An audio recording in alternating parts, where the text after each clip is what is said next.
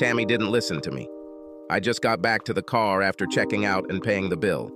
When I handed the manager my room key across the counter, he ignored it.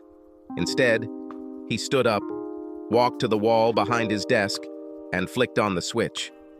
A red glow flickered on the walls. I turned around, thinking it might be a police light, but it was he who turned on the flashing vacancy sign.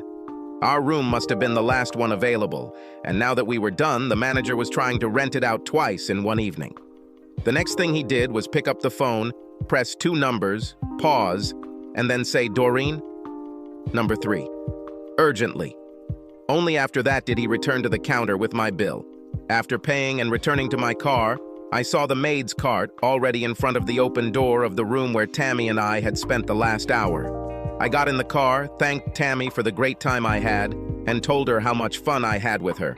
As usual, she didn't listen to me because she was completely engrossed in her phone. The same thing happened on the way to the motel, as if our time together was just a temporary distraction from her endless texting with her friends. I tried to make my words sound sincere, but in reality, I was only pretending. I felt relaxed and satisfied because she knew how to push my buttons and make me enjoy herself. In return, I usually gave her some good sex, from which she was delighted. There was nothing more to our relationship than that. As I finished my casual expression of gratitude, I saw another car quickly pull into the parking lot not far from my car. I wasn't worried because most of the lights in the motel parking lot were out, and I parked carefully in a lot so dark that no one could tell what color my car was, let alone see my license plates. The new car was parked almost directly in front of the office, so it was bathed in white light, highlighted by a flashing red vacancy sign. I saw a man get out of the car and quickly go to the office. While I was fumbling with the keys, the man left the office. He signed up almost as quickly as I did. His passenger, a woman, got out of the car and ran towards him. At the same time, she turned her head in all directions. She reminded me of the first time I met Tammy. I looked around, just like she was doing now, because I was scared to death that someone would see me. Tammy didn't care about anything other than revenge on her unfaithful husband. I sank into my seat, watching the woman. I knew I was in the dark and she couldn't see me, but there was no point in taking the risk. The woman stepped into the white light. The vacancy sign flashed bright red, and her worried face was clearly illuminated. My heart has stopped. It was Helen. 2 seconds later, they were at the door of the room. The maid has already left. My wife entered the room and the door closed behind them. My first instinct was to jump out of the car, break down the door, beat the man to a pulp, and drag Helen by her hair to my car. But I pulled myself together and took a deep breath. I looked at Tammy to see if she had seen anything. She was completely immersed in her phone. When I calmed down, I became scared. My throat tightened. It felt like someone was strangling me to death. These were my physical and mental reactions to the realization that I could stop Helen before she cheated, but if I did, it would destroy our marriage. I started the car because I didn't trust myself. If I had stayed there, I might have done something I would regret for the rest of my life. I quickly drove to the mall where Tammy had left her car. As usual, I parked a few rows behind. She felt that the car was not moving, looked up, saw where we were, and opened the door. Bye.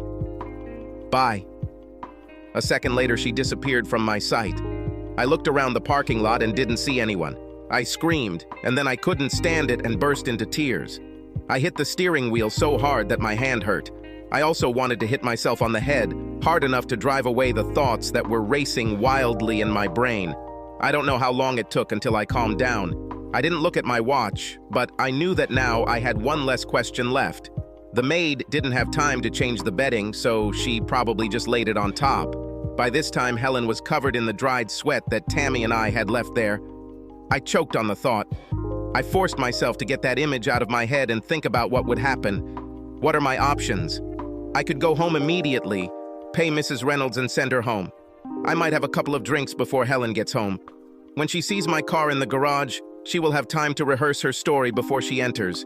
I know roughly how it will be. She needed to buy something at the mall. I wondered if this was the same shopping center where I parked. Should I drive around, find her car, and wait for her? Helen plans carefully, as do I. She probably bought what she needed in advance and keeps it in her trunk. The purchases are in her trunk in a shopping bag. Later in the evening, when he drops her off at the mall, she goes inside with her bag and walks around a bit, hoping to run into someone she knows, so she can have evidence that she went shopping there that evening. Then she will go with her bag to the car. This is what I would see if I accidentally found her car and caught her off guard. She'll be surprised to see me when she gets home because I told her I have to work late and won't come until she's asleep. I wondered if she had called me at the office to check on me before leaving home. It didn't matter because my rear was covered. If my phone went directly to voicemail, she knew it meant I was talking to a client after hours. There was no one else in the office to talk to. After my dates with Tammy, I always rushed back to the office and worked alone for a couple of hours. I would wait for a call from Helen that she was going to bed, and then I would leave after a while and go straight home. There's no need to go back to the office tonight. I don't think Helen will call me from the motel. What should I tell her when she gets home? Should I try to confuse her? I could start by asking her what she bought. Was she at the mall where my sister works? Did she see her? She certainly wouldn't look exhausted and sweaty. She'd take a shower and look fresh as a daisy for Mrs. Reynolds' sake. Suppose I looked into her eyes. What would I see? As soon as I thought about this scene, I knew it would never happen. I never asked her about shopping. I might have gotten away with asking one time, but Helen's antennae would have gone up after that. I shuddered, imagining how everything would happen.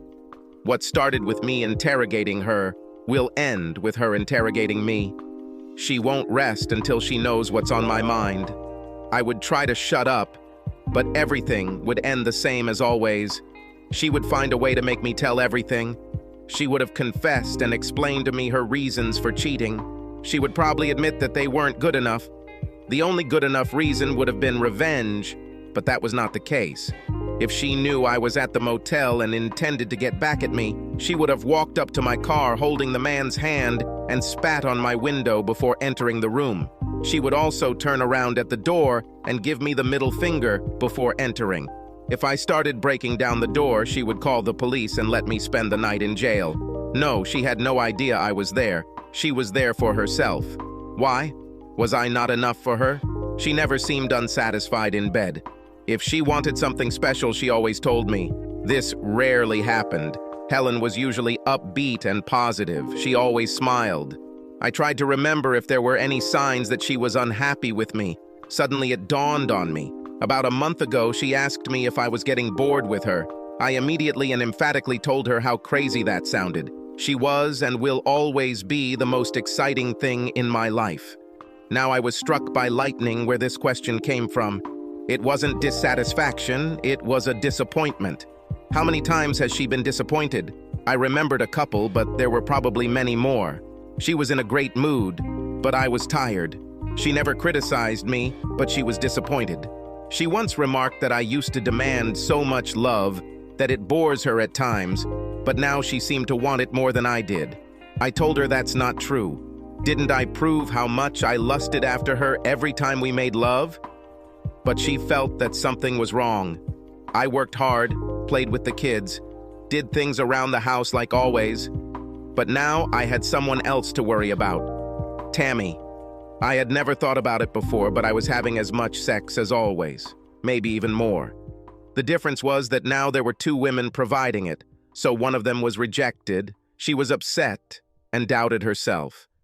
Helen is as beautiful and sexy as any woman 10 to 15 years younger. I was sure she was sometimes picked on in the office. Since I was no longer courting her the way I used to, she was probably wondering about her attractiveness as a woman. This left her vulnerable to the attention of someone who took advantage of her weakened defenses. Once she decided to give in to him, I'm sure she was prepared. She thought through shopping at the mall or came up with another scheme that was even more reliable. She knew that Mrs. Reynolds babysat only a few families and was available on short notice most days. Just like Tammy had done, She probably scouted out all the out-of-the-way cheap motels, so she and the man could drive from one to the other until they found an opening. Once she finished getting ready, all Helen had to do was wait until the next time I called her and told her I had to work late. It was this evening. After finishing her conversation with me, she called her boyfriend and then Mrs. Reynolds. She was sure that she would return home long before me, but even if I accidentally returned home, she probably had a plan to present it. She never expected me to leave the motel at the same time they checked in. How was she to know that her traitorous husband decided that he wouldn't hurt anyone if he helped Tammy get revenge on her husband, and then proceeded to have sex with Tammy for no reason other than that she was different and a little different from Helen? She was definitely neither prettier nor a better lover. I liked Tammy, but I didn't have any special feelings for her. There was no reason for my affair. Why did I only see this now? If I had run into Helen when I got home, she would have cried and I would have cried. She would admit everything, and I would admit everything. We would forgive each other and promise to never cheat again. And we would live unhappily from then on, at least until the kids left for college. It would have been terrible for Helen, but I wasn't thinking about her right now. I selfishly thought only of myself. I would have been destroyed. Why? In the end, she cheated and I cheated. We were even. The scales were balanced. Not really. I'd get a double whammy. I will always be haunted by the image of Helen sneaking a look around the parking lot as she ran to the door to get into the same bed Tammy and I had been in just minutes earlier. But there would be something a million times worse. Her eyes. The admiration and adoration that always came from them will disappear. Her love for me was so strong that sometimes I felt her radiate warmth. It makes me glad that I'm alive and that I'm her man. I gave thanks every Sunday for being blessed with her. Once she knew what I had done, Helen's eyes would no longer see me as special and different, the best husband, father, and lover in the world, as she liked to remind me. She could put on a performance for me and the children, as well as for our family and friends. But I knew there would be many times when we would be alone and she would get tired, she would let her guard down, and I would see the pain and sadness of losing her complete confidence, security, and trust in me. That's why I would have to divorce her as soon as the kids left. I can't look into those eyes every day alone. She idolized me, and I took it for granted. I took her for granted. Every time her eyes showed me that I had messed up, it would be like a stab to the heart. No, it shouldn't be like this at all. She will never know what I did or what I knew. Her life will be better than ever. No matter how much money I have to leave on the table, I will be coming home for dinner every night from now on. I didn't travel often for business, but that's all behind me now. We don't need money that much. I'm going to stick to her like glue, so she won't even think about leaving me again. She'll get more sex from me than a porn star. I won't stop until she tells me she's in too much pain to continue. I'll count how many times a month I made her come and try to beat the record as often as I can. We will do things together that we have never done before. One evening, we're going to sit down and write bucket lists and then work on them together. She will shine. For a moment, I wondered if Helen would ever regret her infidelity. As she enjoyed her charmed life with a husband she considered faithful and our wonderful children. Probably not, if she's like me. When I was with Tammy, I never thought about Helen. I knew she would never know, and what she didn't know wouldn't hurt her. Helen will probably feel the same way. I am her happy, faithful husband, and she is my devoted wife. Since it only happened once, it didn't mean anything. If she has any guilt, she will let it go, making it up to me in weeks or months. Eventually, it will all fade from her mind, and she will be able to forget it ever happened. But not me. I already know that no matter how hard I try to put it out of my mind, I will never forget that evening when she came into the room after me. Subscribe to our channel so that your second chaff doesn't cheat on you, and go ahead and listen to the next story, because this story is nothing compared to the next one. If you're under 18, don't even think about listening to the next one. About listening to the next one. About listening